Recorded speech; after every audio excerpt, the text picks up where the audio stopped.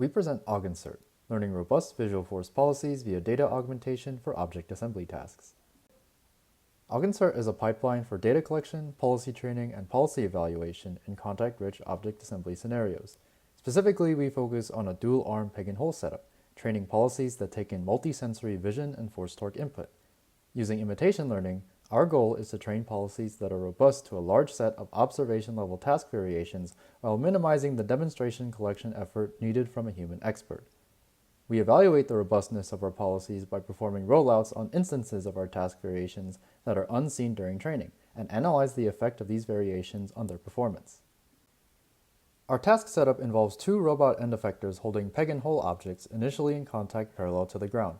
The peg has a translation-based offset that needs to be corrected.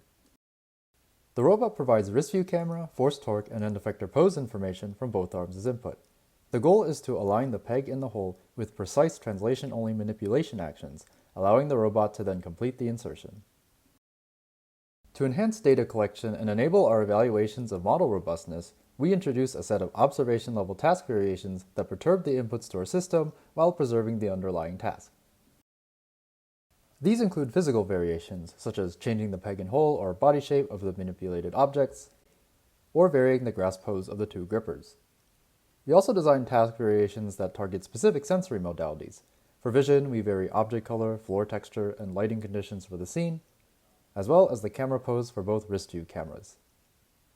For force torque and proprioceptive inputs, we add zero mean Gaussian noise with an appropriate constant standard deviation for each type of input. Our data collection framework starts with human teleoperation to generate a small set of expert demonstrations. To increase model robustness, we introduce a subset of our task variations to the dataset through a process of online data augmentation, replaying human-generated trajectories on environments with these task variations applied. After data collection, we then move on to the process of policy training.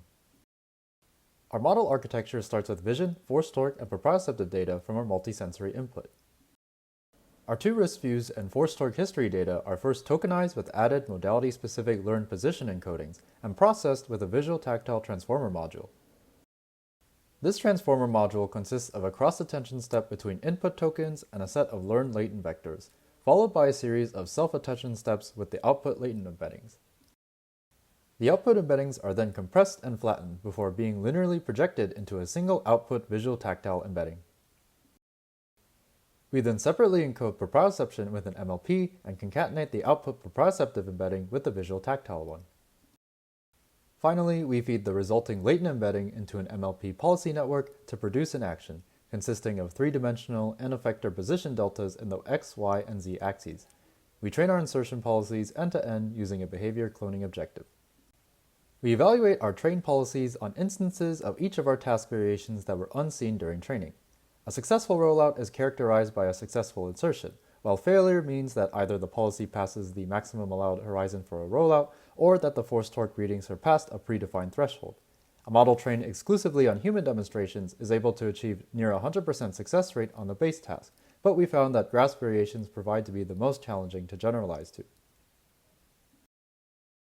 We then train models with an expansive set of visual and sensor noise variations, analogous to offline data augmentation methods that independently apply perturbations to each modality during training, but find limited improvement on grasp variation rollouts.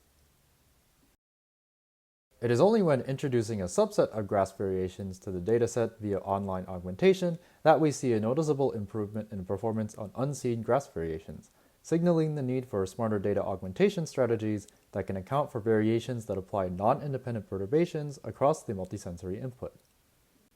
To gain more insight into the information our model is learning, we plot attention heat maps from the visual tactile transformer encoder in our model for the sensory modalities of vision and touch. We also plot the proportion of total attention allocated for both modalities. We observe that tactile attention has much more weight than visual attention, despite visual tokens outnumbering tactile ones. This finding provides evidence for the relevance of tactile information over visual information in our task, supporting the findings in our paper. To evaluate the quality of our results in simulation, we construct a real-world setup of our task for data collection and policy evaluation. The setup includes two UR5V arms and robotic 2F85 grippers, equipped with RealSense wrist view cameras for visual input. Like in simulation, we collect a dataset of human teleoperated expert demonstrations on an environment of no variations. Evaluations in the real world show a pattern much like in simulation, where the policy trained on no variations is able to perform fairly well in the canonical environment, as well as variations such as object body shape, but fails to generalize to grasp variations.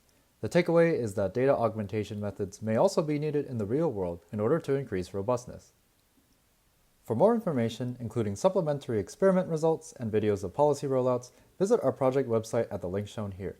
Thanks for watching.